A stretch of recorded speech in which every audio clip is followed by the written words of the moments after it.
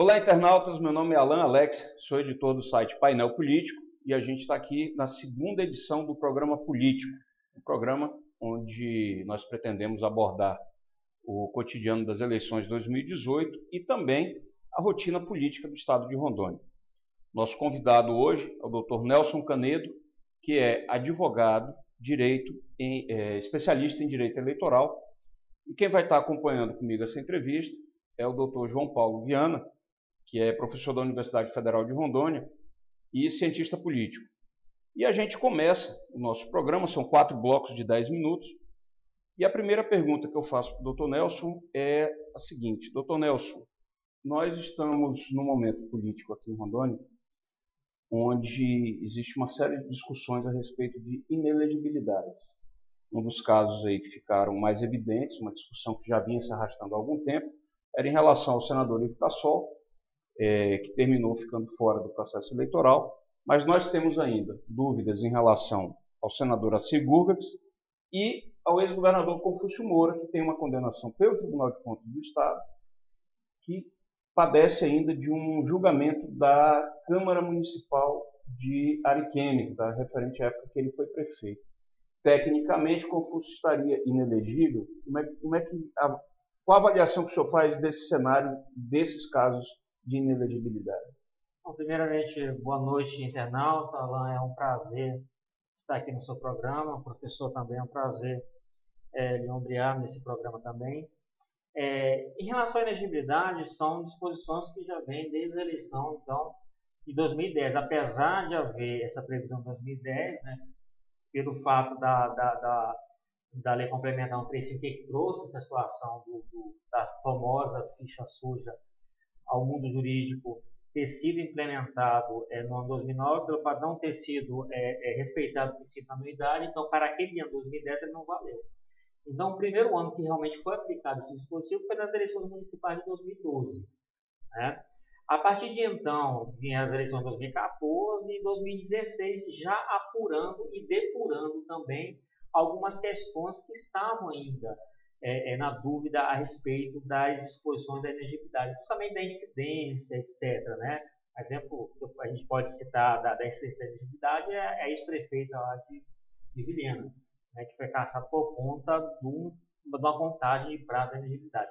Mas as hipóteses previstas na Lei Complementar 64, trazida pela Lei Complementar 135, elas são claras, assim, geraram poucas dúvidas em relação à sua implementação, mas nas eleições de 2018 acredita-se que não gerará qualquer tipo de dúvida a respeito da sua incidência, porque todas as discussões que haviam a respeito da incidência ou não de uma ou outra hipótese de elegibilidade, exemplo da condenação pela linha D, que trata da improbidade administrativa, o TSE, graças a Deus, ele pacificou, dando uma maior segurança jurídica a respeito da sua incidência. Né? Não trata-se, e perceba-se, da hipótese de tribunal ser mais rigoroso ou menos rigoroso. Não é isso, entendeu? É simplesmente aplicar o que dispõe a lei. A lei ela é objetiva, ela não tem critério subjetivo a respeito da incidência da elegibilidade. Ou seja, se houver condenação, por exemplo, de determinado candidato em uma decisão colegiada ou transitado julgado por improbidade administrativa, que tem os requisitos da improbidade, ou seja, condenação de um órgão colegiado ou transitado julgado, ato doloso de improbidade administrativa, que configure enriquecimento ilícito e dano ao erário e que tenha a penalidade de suspensão dos direitos políticos, são critérios objetivos que tem que estar disposto na condenação, já gera a elegibilidade. Não há o que se discutir a respeito disso. Né?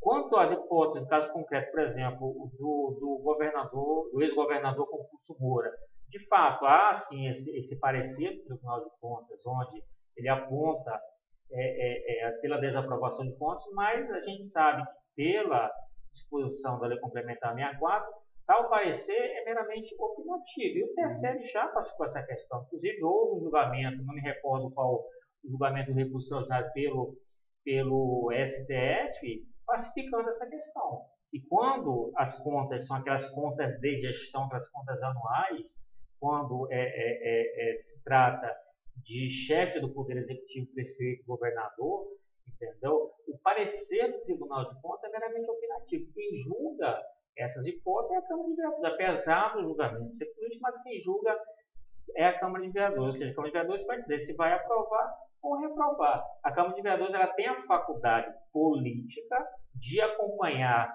aquele parecer ou não. Por exemplo, situação do concurso.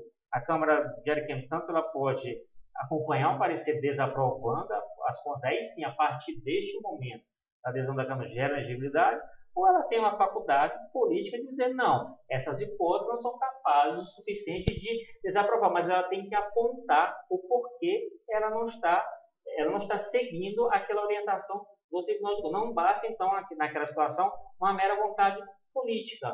Há necessidade, então, de demonstrar, por estudo técnico, contábil, etc., o porquê que ela não está acompanhando. Então, e só um parêntese nesse ponto específico. Se esse julgamento é feito pós-eleição, antes da diplomação, ele gera a perda do mandato? Não é questão de gerar a perda do mandato. Se, porventura, ocorrer essa situação do julgamento das contas pela Câmara de Vereadores e, de fato, ela desaprovar as contas de gestão do governador, tem-se até 3 dias após a diplomação, que é um prazo fatal e improrrogável. 3 dias que a gente é um prazo para a propositura do recurso contra a expedição do diploma, que é uma peça processual adequada. Então, para atacar elegibilidades supervenientes ao pedido de registro de candidatura. Então, o instrumento processual é isso. Então, tem que julgar e publicar essa decisão antes, então, dos 3 dias após a diplomação dos eleitos. Salvo engano, pela resolução, deve estar previsto por volta de dia 15 de dezembro, 15 a 17 de dezembro de 2018, a diplomação. Publicou, após isso, 3 dias para propor o recurso contra a expedição do diploma.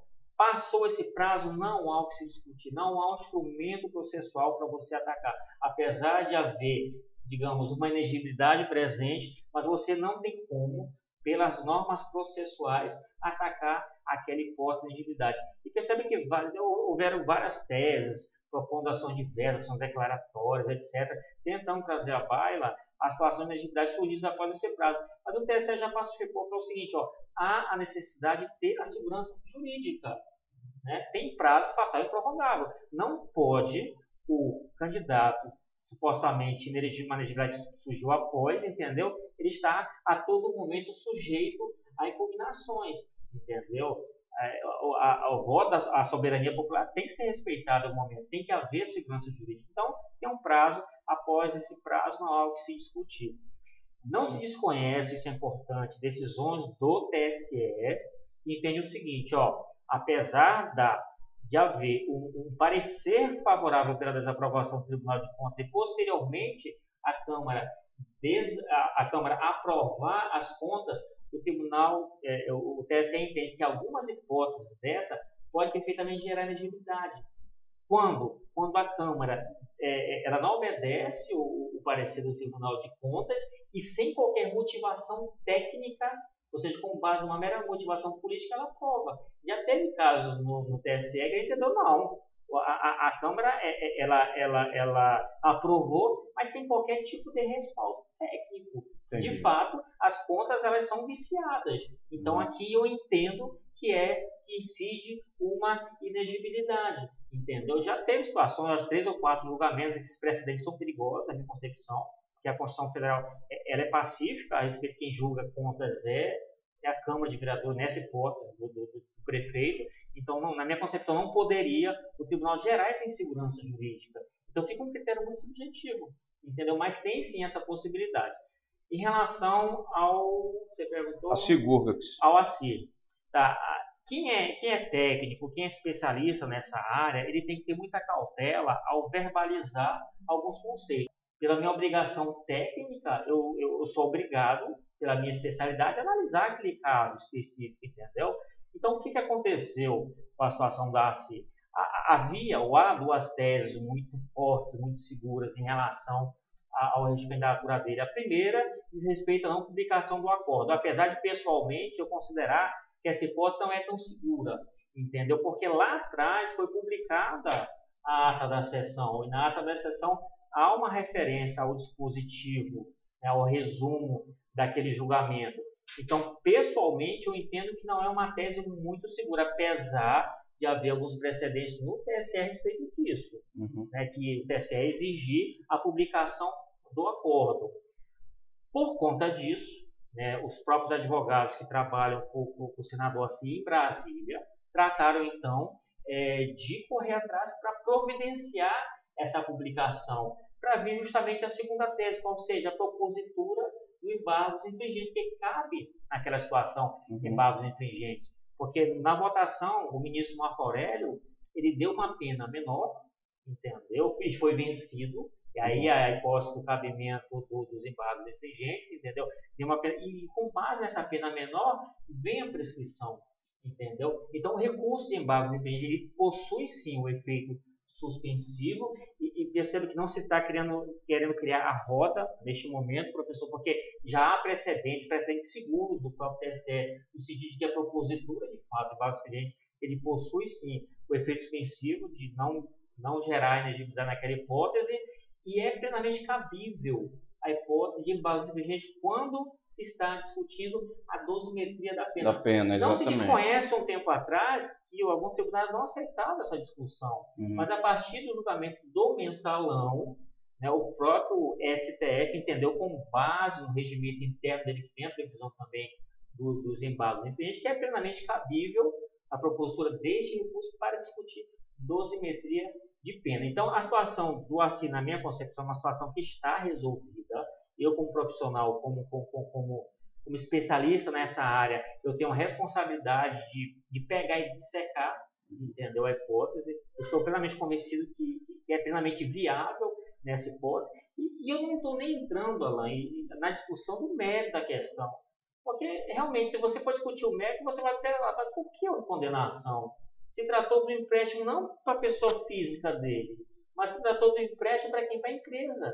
E outra, a empresa, ela quitou o financiamento. Qual foi o prejuízo que teve, né, o banco, nesse caso, o Banco Básico? Mas a gente não está nem discutindo essa situação. A gente não está nem discutindo, e nem deve, nem é cabível. Mas, assim, é uma coisa assim meio absurda, né? Porque foi feito empréstimo, foi pago o empréstimo, não houve qualquer prejuízo, mas em suma. Mas a gente só está discutindo essa situação de efeito suspensivo, é plenamente cabível, está candidato, está se lançando, conseguiu, então, unir ao redor dele, tanto é verdade, uma gama de partidos, entendeu? Uma estrutura muito boa de candidato a deputado federal e estadual, entendeu? Então, assim, teoricamente, para quem está desacreditado, né, como é que ele consegue reunir, então, alguns partidos interessantes, assim, a nível de campanha?